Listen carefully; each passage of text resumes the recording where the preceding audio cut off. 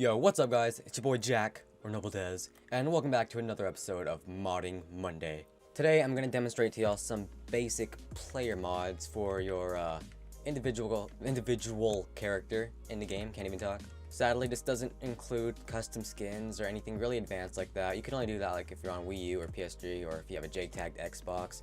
But I'm going to show you some MBT mods that can be done to your player.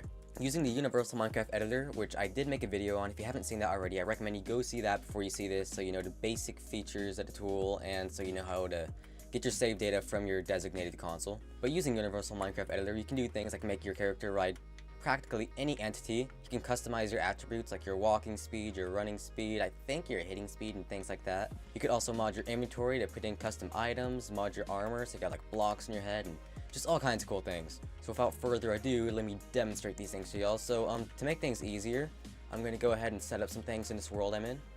To make it easier for your character to ride any mob, I recommend you set up a pig somewhere with a saddle, and whenever you exit and save, make sure you're riding the pig. I'm also going to show you how to get custom potion effects on yourself. Currently, as of the update the Universal Minecraft Editor is on, you can't directly mod your player's active effects, but you can mod an entity's active effects and then put it on your player. So I'll also be giving this pig custom potion effects, and then I'll give it to myself.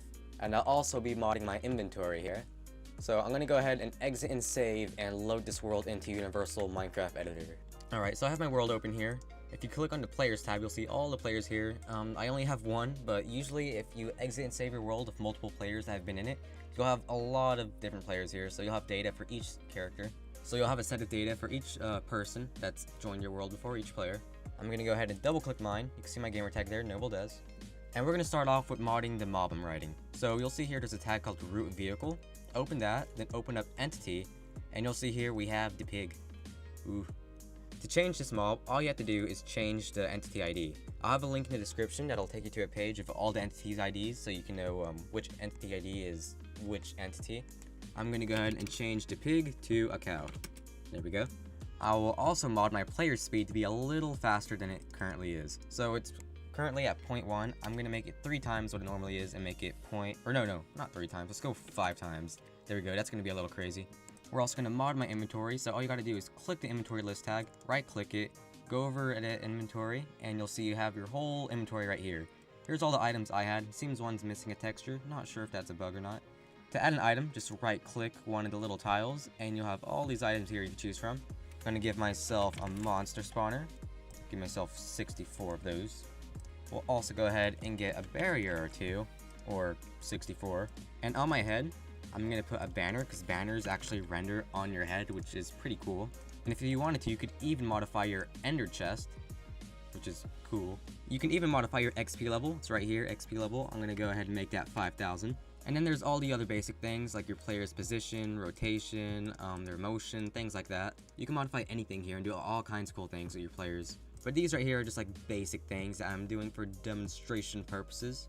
Each player has their own set of data, so the data is not applied to all the players, but only the individual one that you modify. As for modding the potion effects of the entity to give it to your player, it seems Oprise's tool doesn't detect this as an actual entity, so there's no problem there. Just hold Control and click C to copy this. Then go to your player's chunks and place this into the entities thingy, the entities list tag. I need to be more precise.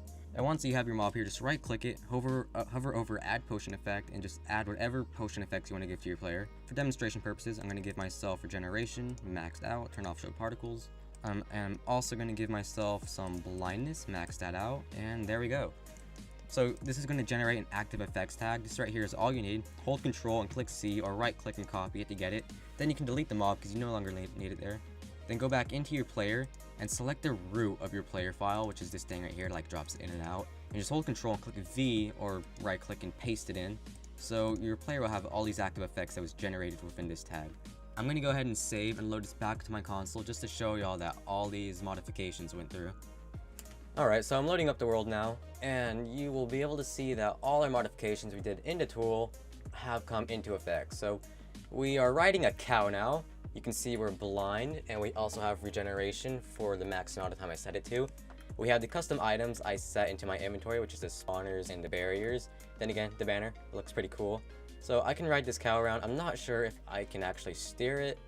Okay, it doesn't look like... Oh well, I'm just gonna go ahead and get off that. And you'll see we move five times our normal speed. Look, I'm just walking, not running or flying or anything.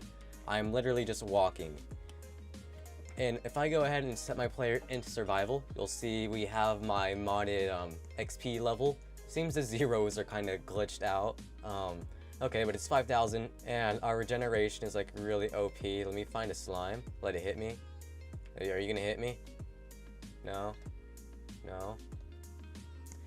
But yeah, that right there, guys, is just some basic modifications you can make to your individual players within your world. There's a lot more you can do, but I just went over some of the simple things. If you want to vote on what mod I covered next in the next Modding Monday, go ahead and go into the straw poll in the description and vote for what you want to see. Just because one has the most votes doesn't mean that it'll be guaranteed to be the next episode, though. It's just gonna be like an indicator for me to know what y'all want most, so I can focus on getting that out as soon as possible. So yeah, guys, hope you enjoyed, and I hope y'all make use of this. There's so much you can do using the new Universal Minecraft Editor. Special thanks to OPrize for even making all of this even possible on console and all that good stuff. So yeah, again, hope you guys enjoyed. As always, it's been your boy Jack, or Noble Dez, and I'm out.